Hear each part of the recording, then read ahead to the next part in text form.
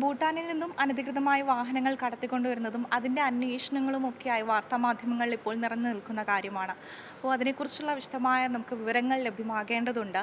അതിനായി നമ്മുടെ കൂടെ ഇപ്പോൾ royal drive MD Mujeer Rahman ചേരുകയാണ്. സാർ, ഇങ്ങനെ വിദേശത്തു നിന്നും വാഹനങ്ങൾ കൊണ്ടുവരുമ്പോൾ സ്വീകരിക്കേണ്ട മാനദണ്ഡങ്ങൾ എന്തൊക്കെയാണ് ഒരു സാധാരണ ജനങ്ങൾ നോക്കേണ്ട കാര്യങ്ങൾ?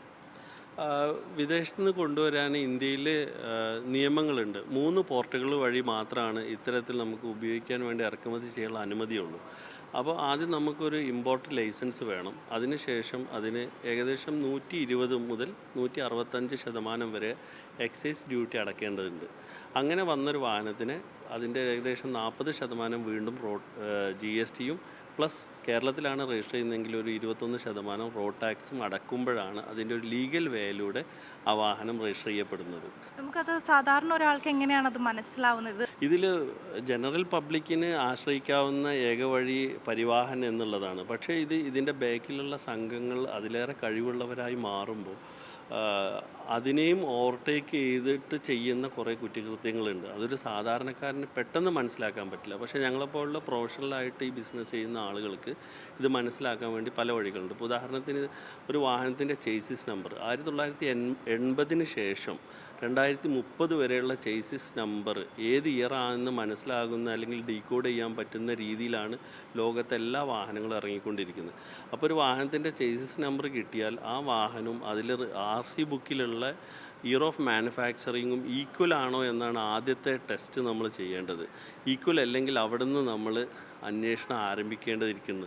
ഇവിടെ ടോട്ടൽ ലോസായ അല്ലെങ്കിൽ ഇടിച്ച പഴയ വാഹനങ്ങളുടെ RCകളൊക്കെ ഇത്തരം കുറ്റകൃത്യങ്ങൾക്ക് വേണ്ടി ഉപയോഗിക്കുന്നുണ്ട്. അതാണ് പരിവാഹനിൽ ഇത്തരം വാഹനങ്ങൾ കയറിക്കൂടാനുള്ള ഒരു സാഹചര്യമുള്ളത്.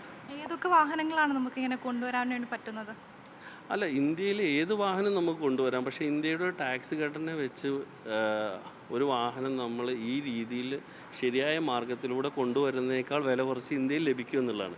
അതായത് ഗവൺമെൻറ് ഉദ്ദേശിക്കുന്ന അങ്ങനെ ഒരു വാഹനം പുറത്തുനിന്ന് കൊണ്ടുവരണ്ട എന്നുള്ള ഒരു ടാക്സ് സ്ട്രക്ചറാണ് ഇന്ത്യയിലുള്ളത്. അപ്പോൾ ഒരു വ്യക്തിക്ക് അത്രയും ഒരു വ്യത്യസ്തമായൊരു വാഹനം അല്ലെങ്കിൽ ഇന്ത്യയിൽ അവൈലബിൾ അല്ലാത്തൊരു പ്രൊഡക്റ്റ് ഇത്തരത്തിൽ ടാക്സ് കൊടുത്ത് നിയമവിധേന കൊണ്ടുവരുന്നതിന് പ്രശ്നമില്ല.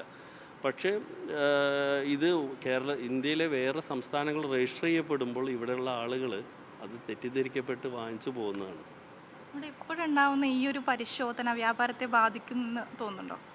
ഇല്ല, തീർച്ചയായിട്ടും ഇല്ല. കാരണം ആളുകൾ ഇത്തരത്തിലുള്ള സ്ഥാപനങ്ങളെ ഡിപ്പെൻഡ് ചെയ്യുന്നതിന് ഇത്തരത്തിലുള്ള അമളികൾ അവർക്ക് പെടാതിരിക്കാനാണ്. കാരണം വ്യക്തികൾക്ക് പരിമിതിയുണ്ട് ഇതിൻ്റെ ബാക്കിൽ ഇത് അറിയാനും അന്വേഷിക്കാനൊക്കെ.